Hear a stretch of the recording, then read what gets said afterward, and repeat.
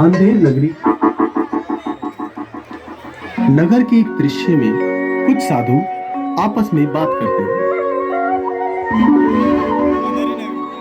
बच्चा नारायण दास, ये नगर तो दूर से बड़ा ही सुंदर दिखाई पड़ता है।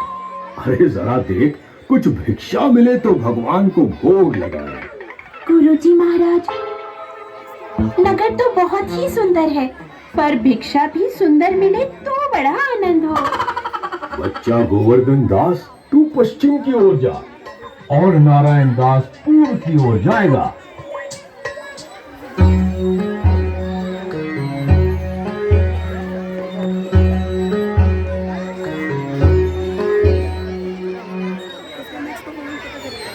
क्यों भाई बनिए, आटे का क्या भाव है? टके सेर। और चावल? टके सेर। और चीनी? चीनी भी टके सेर।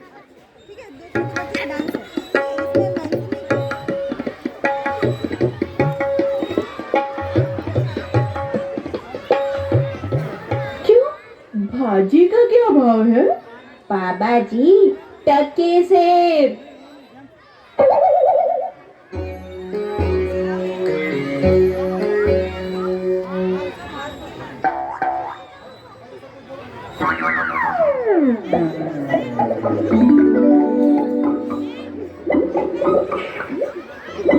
क्यों भाई हलवाई, मिठाई किस भाव देते हो? सब टके सेर। वाह वाह, बड़ा आनंद है, सचमुच टके सेर।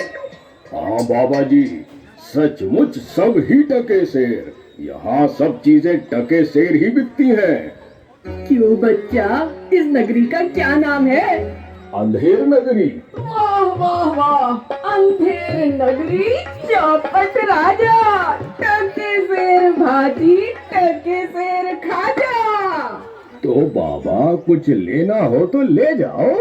बच्चा, मांग कर 7 पैसे लाया हूँ, 3.5 सेर मिठाई दे दो।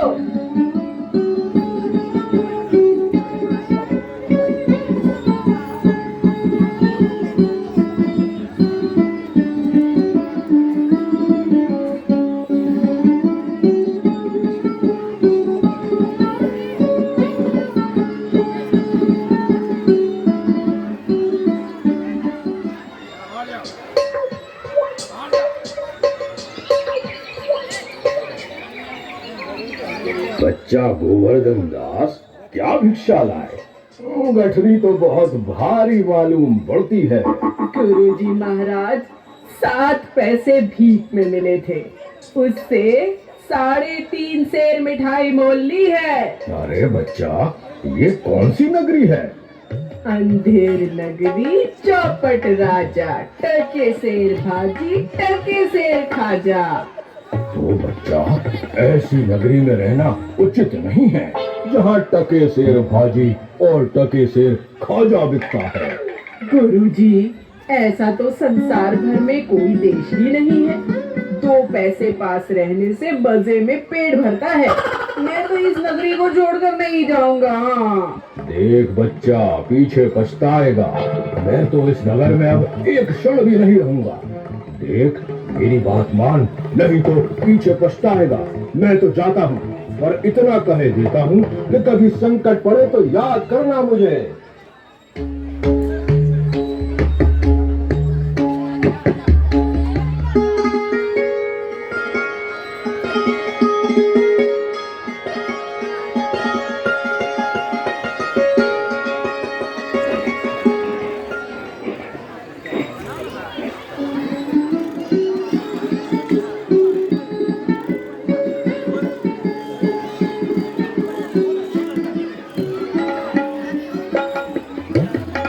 बोलो, क्या हुआ?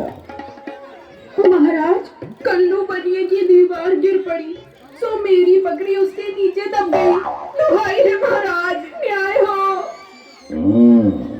अच्छा, तो कल्लू बनिए को पकड़ लाओ।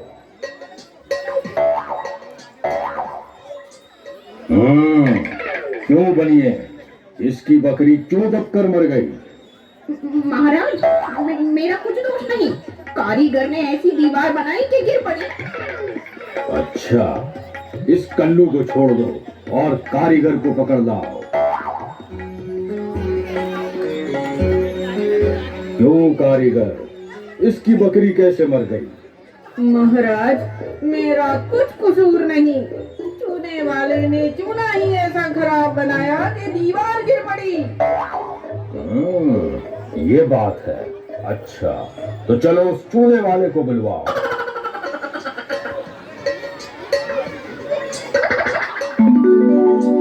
क्यों चूने वाले, तुमने खराब चूना क्यों दिया? महाराज, मेरा कुछ दोष नहीं। भिश्ती ने चूने में पानी ज्यादा डाल दिया, इसी से चूना कमजोर हो गया होगा। हाँ। अच्छा, अब समझ आई बात। तो चलो उस भिश्ती को लाओ।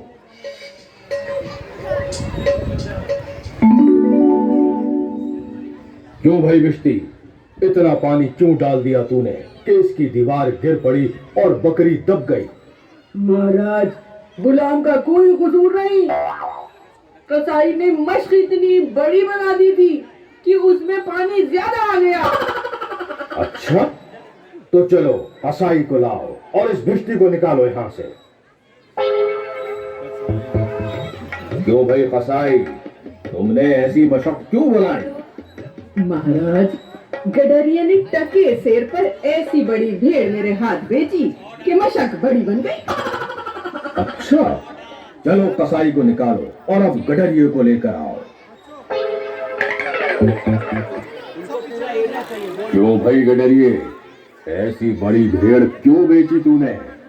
महाराज, उधर से कोतवाल साहब की सवारी आ रही थी, इस कारण मैंने छोटी बड़ी भेड़ का ख्याल ही नहीं किया। मेरा कुछ कसूर नहीं। चलो अच्छा, इसको निकालो अब और कोतवाल को पकड़ कर लाओ। क्यों भाई कोतवाल, तूने ऐसी शानदार सवारी निकाली कि गडरिये ने घबरा कर बड़ी भेड़ बेच दी है? महाराज, मैंने कोई कसूर नहीं किया। मैं तो शहर के इंतजाम के लिए जाता था। ये तो बड़ा गजब हुआ। ऐसा ना हो कि ये बेवकूफ इस बात पर सारे नगर को फूंक दे या फांसी दे दे। नहीं, तुमने इतनी धूम से सवारी क्यों निकाली? ये नहीं, तुमने ऐसी धूम से सवारी क्यों निकाली जिसका परिणाम ये हुआ कि बकरी मर गई? महाराज, कुछ नहीं महाराज, ले जाओ कोतवाल को और शीघ्र फांसी पर चढ़ा दो।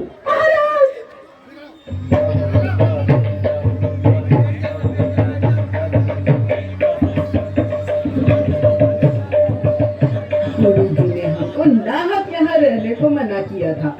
माना कि देश बहुत बुरा है, पर अपना क्या, हम किसी राजगार में थोड़े ही हैं कि कुछ डरो।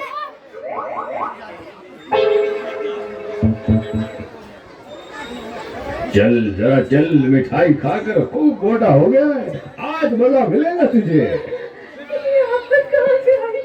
अरे भाई, मैंने तुम्हारा क्या बिगाड़ा है जो मुझे पकड़ते हो? आप तो बड़े मोटे हैं, इसलिए फांसी लगेगी आपको। मोटे होने से फांसी? अरे ये कहाँ का न्याय है? अरे साधुओं से हंसी नहीं की जाती। जब सूली पर चल जाओगे तब मालूम होगा कि फांसी है या हंसी। सीधी तरह चलते हो कि घसीट करने चले? बात क्या है कि एक साधु आदमी को नाहक फांसी पर चढ़ाना चाहते हो? बात यह है कि कल कोतवाल को फांसी का हुक्म हुआ था। जब फांसी देने को उसे ले गए तो फांसी का फंदा बड़ा निकला, क्योंकि कोतवाल साहब दुबले हैं। हम लोगों ने महाराज से अर्ज की, इस पर हुक्म हुआ कि एक मोटा आदमी पकड़कर फांसी दे दो, क्योंकि बकरी मरने के अपराध में किसी न किसी को सजा होना जरूरी है, नहीं तो सच्चा न्याय न होगा। हे प्रभु,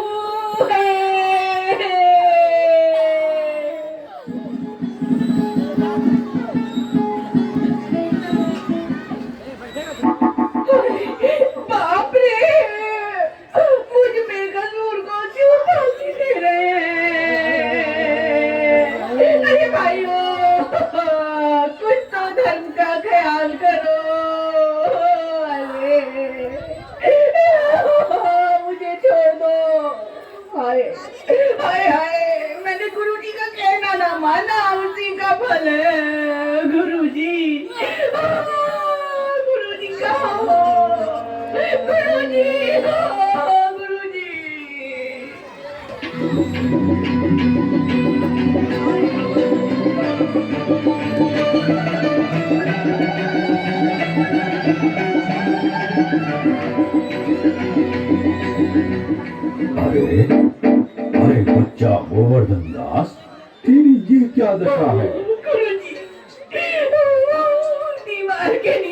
नगरी दब गई जिसके लिए मुझे फांसी दी जा रही है। गुरुजी बचाइए, मुझे बचाइए।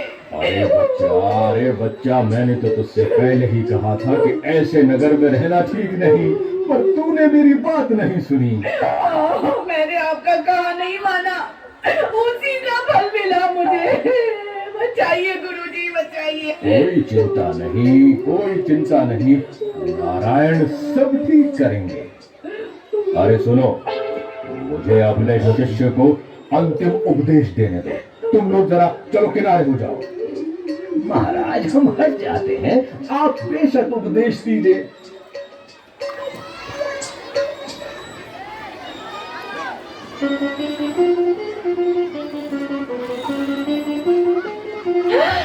तब तो गुरुजी हम अभी फांसी पर चढ़ेंगे। अरे नहीं बच्चा, हमने इतना समझाया, नहीं मानता। हम बूढ़े हुए, हमको चढ़ने दो फांसी। स्वर्ग जाने में बूढ़ा जवान क्या, आप सिद्ध हैं गुरुजी। आपको गति अगति से क्या, मैं चढ़ूंगा फांसी पर। भाइयों चढ़ाओ फांसी पर। ये क्या मामला है, कुछ समझ में नहीं आता। ये क्या गोलमाल है?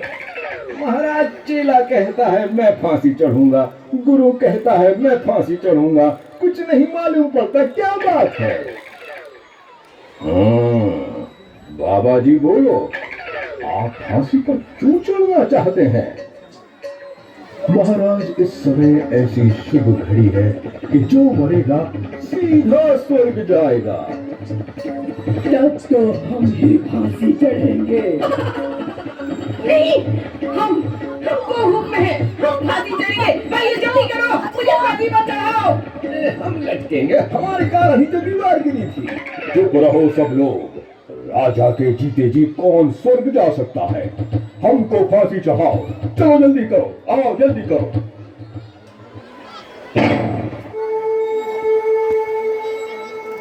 मूल्य, अनुभव, समझ, लालच बुरी बला, यथा राजा तथा प्रजा। वाह क्या शानदार।